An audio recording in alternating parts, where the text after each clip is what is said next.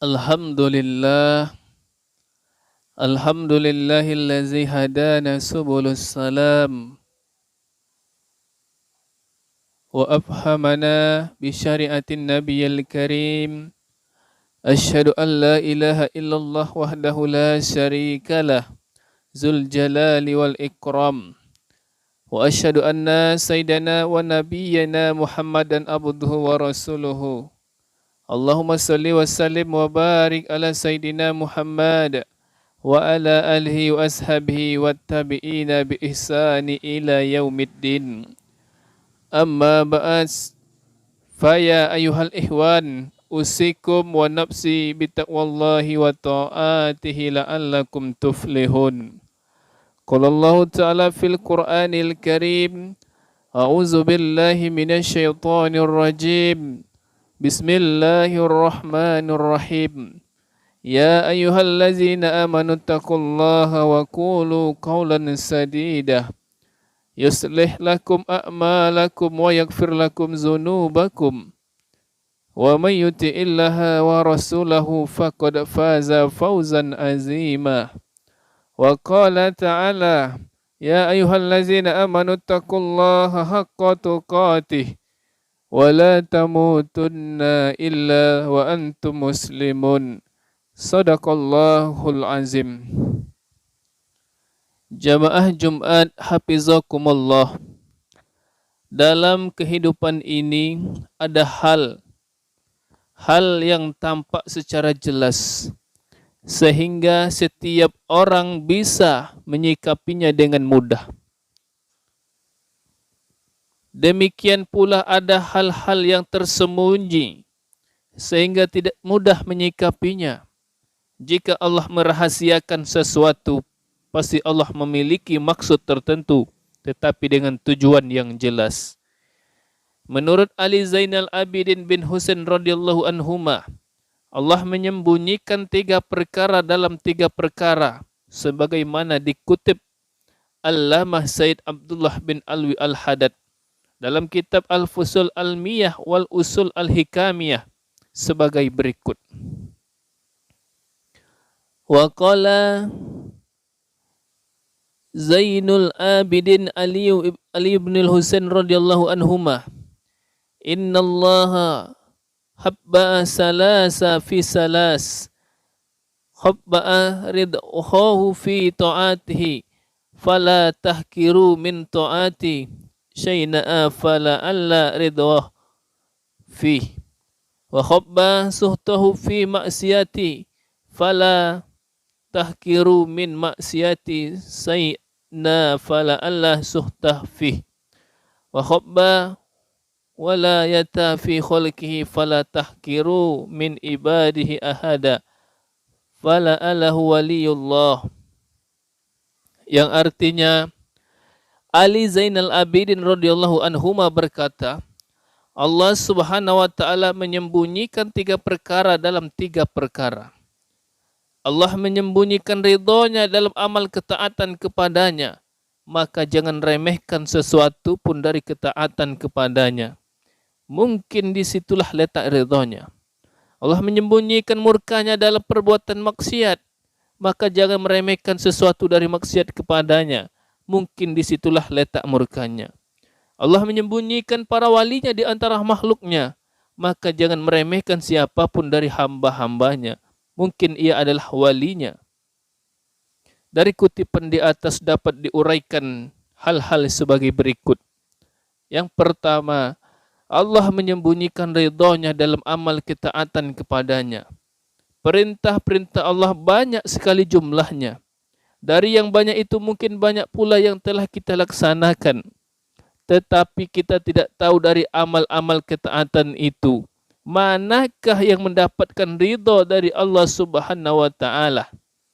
Karena Allah memang tidak memperlihatkan ridhonya atas amal-amal itu kepada hamba-hambanya. Hal tersebut dimaksudkan agar hamba-hamba Allah tidak mudah merasa puas, lalu menyia-nyiakan kesempatan melakukan amal-amal kebaikan lainnya. Oleh karena itu kita tidak boleh meremehkan suatu amal kebaikan, baik yang berat maupun yang ringan, baik yang populer di mata masyarakat maupun yang tidak populer setiap kali ada kesempatan untuk melakukannya. Jangan-jangan Allah justru memberikan ridhonya atas amal yang kebanyakan orang menganggapnya remeh-temeh. Dalam kaitan ini ada kisah yang sangat penting untuk menjadi rujukan. Berupa sebuah kisah mimpi yang sangat menarik, yakni kisah tentang bagaimana Imam Al-Ghazali bisa masuk surga karena kebaikan yang sepele. Kisah itu sebagai berikut. Dalam mimpi itu Imam Al-Ghazali ditanya seseorang, bagaimana perlakuan Allah terhadap engkau?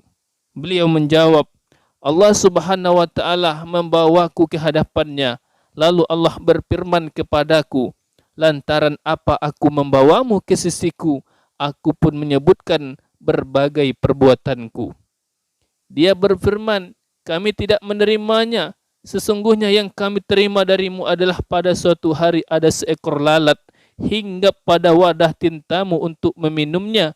Padahal kamu sedang menulis, lalu kamu menghentikan tulisanmu hingga seekor lalat itu selesai meminumnya. Kamu lakukan hal itu karena kasihan terhadap lalat tersebut.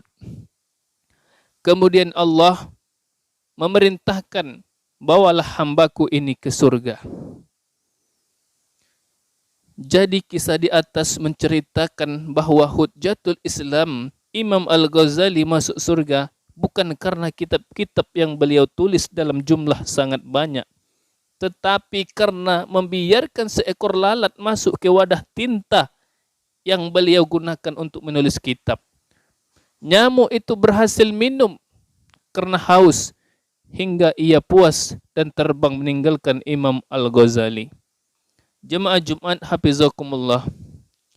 Yang kedua, Allah menyembunyikan murkanya atas perbuatan maksiat yang dilakukan hambanya dan bukannya langsung memberikan hukuman atau azab atas kemaksiatan itu. Setiap kemaksiatan menimbulkan murka Allah kepada pelakunya. Namun Allah tidak memperlihatkan murkanya yang dapat dirasakan langsung oleh pelakunya. Oleh karena itu hendaknya kita tidak menganggap enteng atas kemaksiatan yang telah kita lakukan, betapapun kecilnya.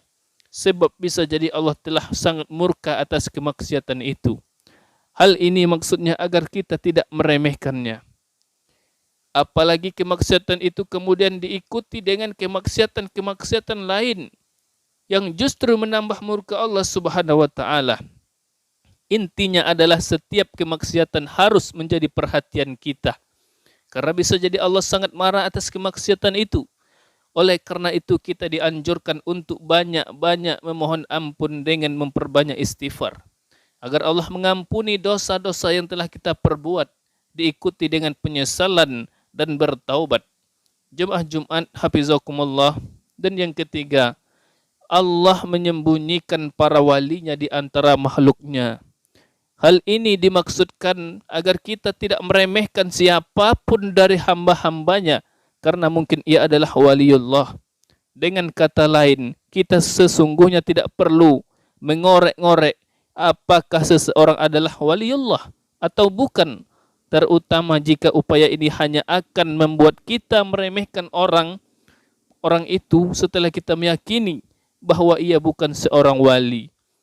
Justru seharusnya ketika Allah sengaja merahasiakan para walinya dari hamba-hambanya, maka kita sebaiknya memiliki keyakinan bahwa setiap orang sebaiknya kita hormati, sebab mereka memang pantas dihormati karena kemanusiaannya. Allah sendiri memuliakan mereka sebagaimana disebutkan di dalam Al-Quran sebagai berikut. Bismillahirrahmanirrahim. Walaqad karamna bani Adam wa hamalnahum fil barri wal bahri wa razaqnahum minat thayyibati wa faddalnahum ala katsirin mimman khalaqna tabdila. Dan sungguh kami telah memuliakan anak cucu Adam dan kami angkut mereka di darat dan di laut dan kami beri mereka rezeki dari yang baik-baik. Dan kami lebihkan mereka di atas banyak makhluk yang kami ciptakan dengan kelebihan yang sempurna. Selain itu, agar kita tidak gampang meremehkan orang lain dan justru terdorong untuk menghormatinya, kita perlu meyakini bahwa setiap orang memiliki kelebihan masing-masing. Cara ini lebih menjamin keselamatan kita dari meremehkan orang lain.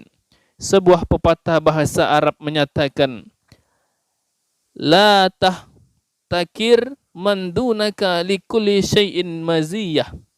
Janganlah engkau meremehkan orang lain sebab segala sesuatu memiliki kelebihannya sendiri yang mungkin kita tidak memilikinya.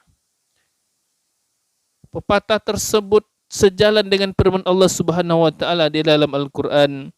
Bismillahirrahmanirrahim.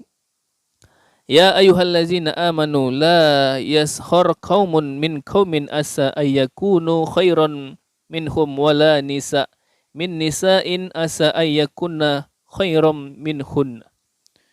Yang artinya, hai orang-orang yang beriman, janganlah sekumpulan orang laki-laki merendahkan kumpulan yang lain.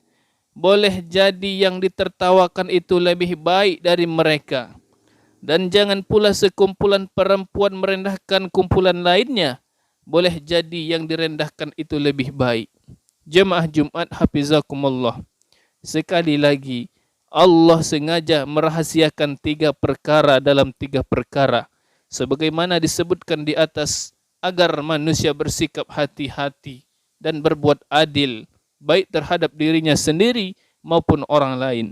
Kesemua ini tidak lain adalah demi kebaikan kita masing-masing, baik di dunia maupun di akhirat. Ja'alanallahu wa iyyakum minal faizin al-aminin wa adkhalana wa iyyakum fi zumrati ibadihil mu'minin. A'udzubillahi minasyaitonir rajim. Bismillahirrahmanirrahim. Ya ayyuhallazina amanu taqullaha wa qulu qawlan sadida. Barakallahu li wa lakum fil Qur'anil azim wa nafa'ni wa iyyakum bima fihi minal ayati wa zikril hakim. Innahu ta'ala jawadu karim malikum bara raufur rahim.